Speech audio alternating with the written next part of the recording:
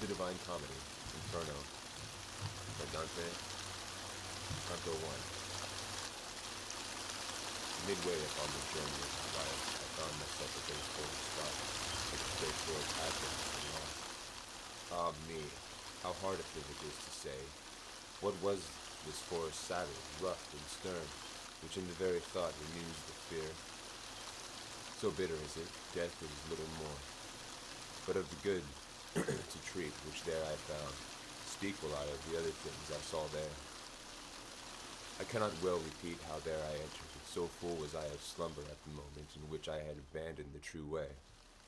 But after I had reached the mountain's foot at that point, where the valley terminated, which had with consternation pierced my heart, upward I looked, and I beheld its shadows and shoulders. Upward I looked, and I beheld its shoulders, vested already with the planet's rays, which leadeth others right by every road. Then was the fear a little quieted, that in my heart's lake, and had endured throughout the night, which I had passed so piteously. And even as he, who with distressful breath, forth issued from the sea upon the shore, turns to the water perilous and gazes, so did my soul that still was fleeting onward, turn itself back to re-behold the past which never yet a living person left. After my weary body I had rested, the way resumed I on the desert slope, so that the firm foot ever was the lower. Ah, lo!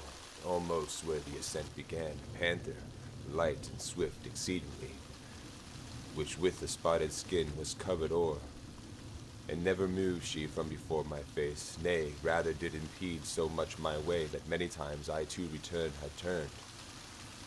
And time was the beginning of the morning, and up the sun was mounting with those stars that with him were, with time, the love divine.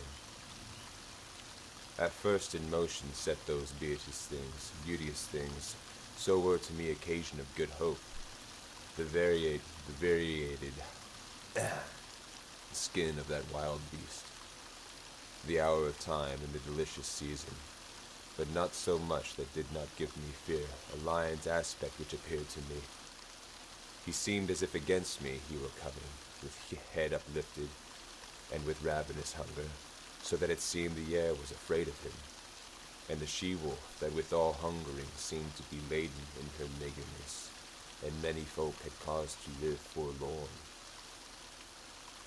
She brought upon me so much heaviness with the affright, that from her aspect came that I the hope relinquished of the height. And as he is who willingly acquires, and the time comes that causes him to loose, who weeps in his thoughts and his despondent, e'en such made me that beast without in peace, which coming on against me by degrees, thrust me back thither, where the sun is silent. While I was rushing downward to the low land, before mine eyes did one peasant himself, who seemed from long-continued silence hoarse. When I beheld him at the desert vast, have pity on me, upon him I cried, and to him I cried, whiche'er thou art, or shade, or real man. He answered me, not man, not once I was. Not man, man once I was, and both my parents were of Lombardy, and mountains, by country both of them. Sub Julio was I born, though it was late, and lived at Rome under a good Augustus, during the time of false and lying gods. A poet was I, and I sang that just son of Acacius, who came forth from Troy. After that lion, after that lion, the superb was burned. But thou, why goest thou back to such annoyance?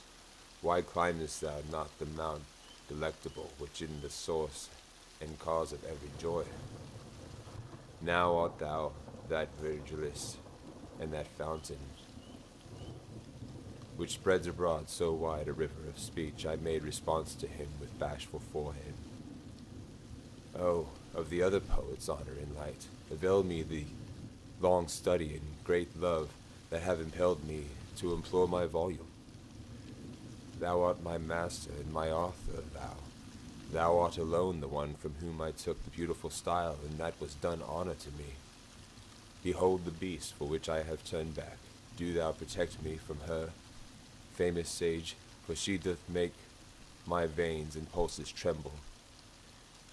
Thee it behooves to take another road, responded he, when he beheld me weeping, if from the savage place thou wouldest escape, because this beast, at which thou criest out, suffers not any one to pass her way, but so doth harass him, that she destroys him, and has a nature so malign and ruthless that never doth the glut her greedy will, and after food is hungrier than before.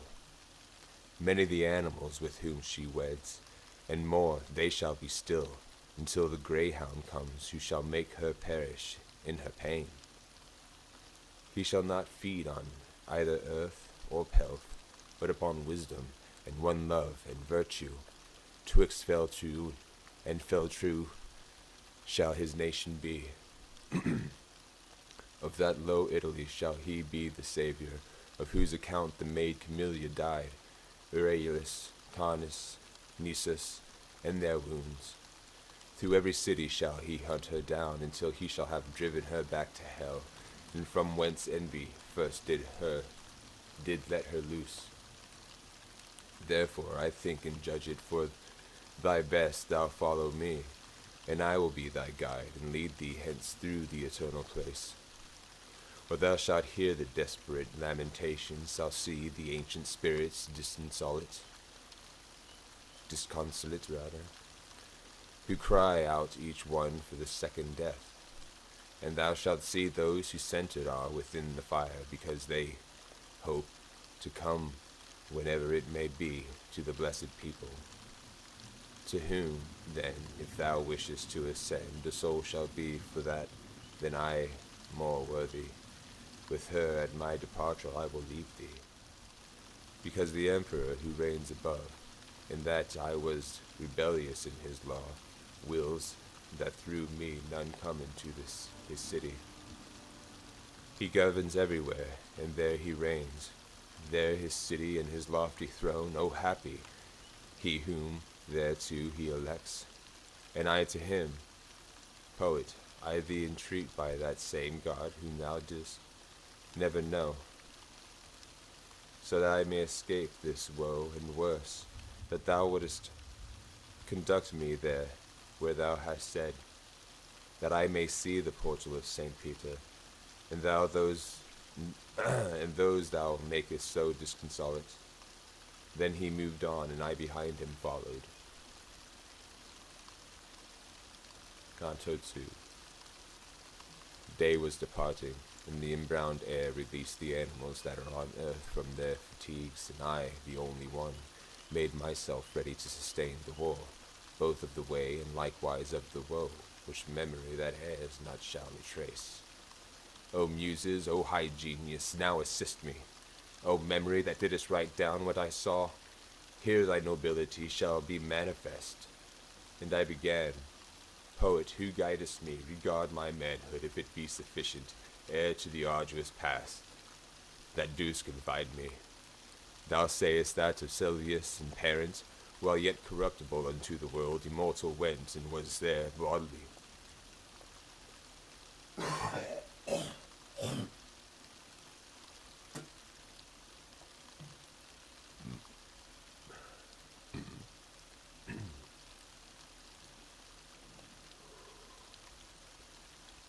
But if the adversary of all evil was courteous, thinking of the high effect that issue would from him, and who and what the men of intellect unmeet, it seems not, for he was of great Rome, and of her empire in the imperial heaven, and father chosen, the which and what, wishing to speak the truth, were established as the holy place wherein sits the successor of the great Peter. Upon this journey whence thou givest him vaunt, things did he hear, which the occasion were both of his victory and the papal mantle.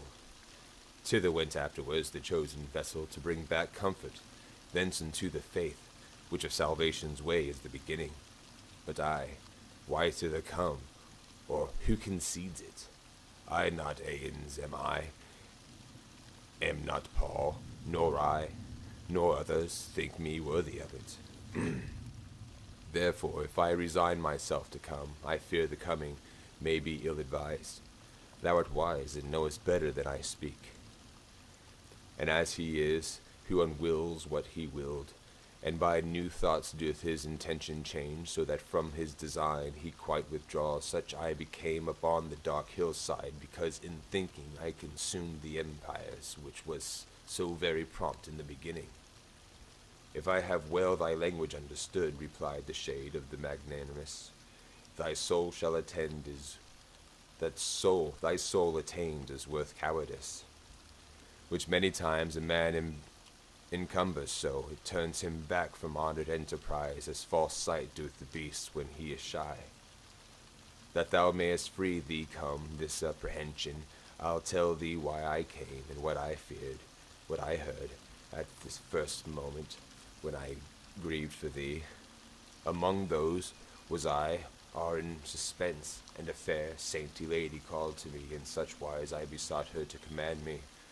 Her eyes were shining brighter than the star, and she began to say, gentle and low, with voice angelical in her own language, O spirit courteous of Montau, of whom the fame still in the world endures, and shall endure long-lasting as the world, a friend of mine, and not the friend of fortune, upon the desert slope is so impeded upon his way, that he has turned through tear. And may I fear already be so lost, that I too late have risen to his successor, from his succour, from that which I have heard of him in heaven. Bestir thee now, and with thy speech ornate, and with that needful is for his release, assist him so that I may be consoled. Beatrice am I, who do bid thee go. I came from there where I would fain return, love moved me, which compelleth me to speak. When I shall be in pristine of my Lord, full often will I praise thee unto him. Then paused she, and therefore I began. O Lady of Virtue, thou alone, through whom the human race exceedeth all, contained within the heaven that has the lesser circles, so grateful unto me is thy commandment to obey, if 'twere already done, were late, no farther needs, thou owed to me thy wish. But the cause tell me why thou durst not shun the here descending down into the center from the vast place thou burnest to return to. Since thou wouldest fain so inwardly discern, briefly will I relate. She answered me, why I am not afraid to enter here. Of those things only should one be afraid, which have the power of doing others harm. Of the rest, no, because they are not fearful. God in his mercy such created me, that misery of yours attains me not, nor any flame assails me of this burning. A gentle lady is in heaven, who grieves at the impediment to which I send thee. So that stern judgment there above is broken in her entreaty that besought Lucia, and said, thy father, thy faithful one now stands in need of thee, and unto thee I recommend him. Lucia, foe of all that cruel is, hastened away and came into the place where I was sitting, with the ancient Rachel. Beatrice, said she, the true praise of God, the succourest thou not him who loved thee so, for thee is issued from the vulgar herd. Dost thou not hear the pity of his plaint? Dost thou not see the death that combats him, beside the flood where ocean has no vaunt? Never were persons in the world so swift to work their will, and to escape their woe as I, after such words as these were uttered, came hither downward from my blessed seat, confiding in thy dignified discourse, which honors thee and those who listen to it. After she thus had spoken unto me, weeping, her shiny eyes she turned away, whereby she made me swifter in my coming. And unto thee I came as she desired. I have delivered thee from the wild beast, which bared the beautiful woman short to scent. What is it then? Why dost thou delay? Why is such baseness bedded in thy heart? Daring the hardihood, why hast thou not seeing that these such ladies benedight are caring for thee in the court of heaven, and so much good my speech doth promise thee. Even as the flowerets by nocturnal chill bowed down and closed, when the sun whitens them, uplift themselves all open on their stems. Such I became with my exhausted strength, and such good courage to my heart their course, that I began like an intrepid person. O she compassionate who succored me, and courteous thou, who hast obeyed so soon the word of truth which she addressed to thee. Thou hast my heart so with desire disposed to the adventure with these words of thine, that to my first intent I have returned.